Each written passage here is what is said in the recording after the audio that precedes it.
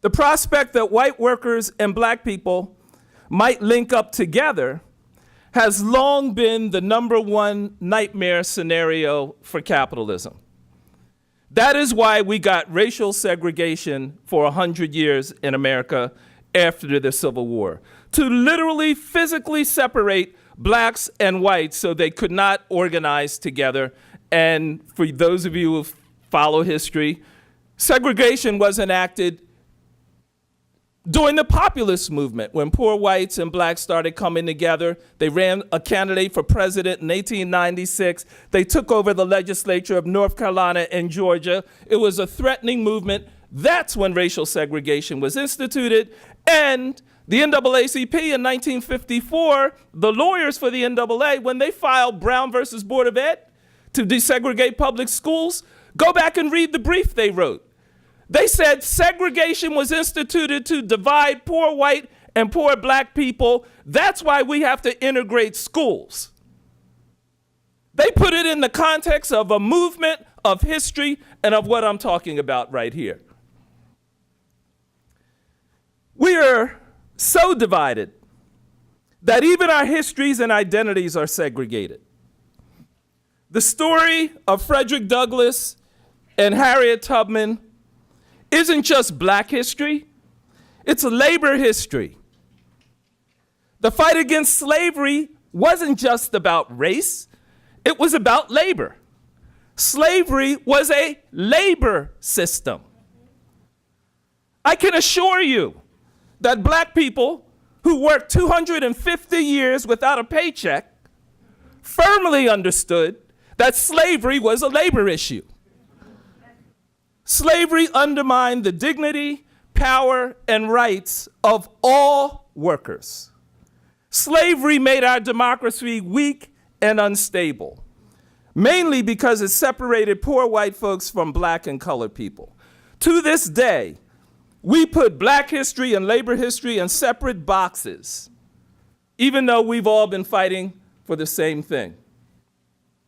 When you go back and read the debates over the 13th Amendment, and I encourage you to do so, you will see that the idea of workers owning no property and being forced to work for an employer just to survive was considered at the time what they called wage slavery or involuntary servitude. Way back then, that's what they called it.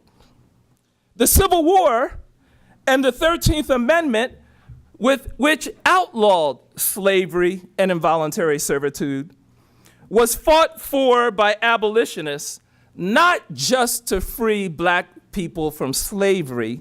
They wanted to make sure that no workers would ever lack what we would now call a living wage. Martin Luther King was a labor leader, not just a black leader. He was a labor leader. Martin Luther King died supporting a sanitation strike of workers in Memphis. King said to the AFL-CIO in 1962, "If you desegregate unions, I will bring the civil rights movement into the labor movement. We don't need two movements fighting for the same thing. And I'll bring 40 million black people into the labor movement, and we will have so much power, we will change America." He said this in 1962. Only 4 of 72 unions supported Martin Luther King. Only 4 of 72. Martin Luther King said, "If the Negro wins, labor wins." Implication, if the Negro loses, labor loses. What is labor now? 6%? Density? King was right. King was a labor leader. They weren't listening. King said, "Building a truly equitable society demands a structural transformation in America, in the economy and in society, so that care workers and domestic workers and sanitation workers," and we have a care worker leader right here, "who are disproportionately women and people of color, and that outcast group called white trash, are uplifted."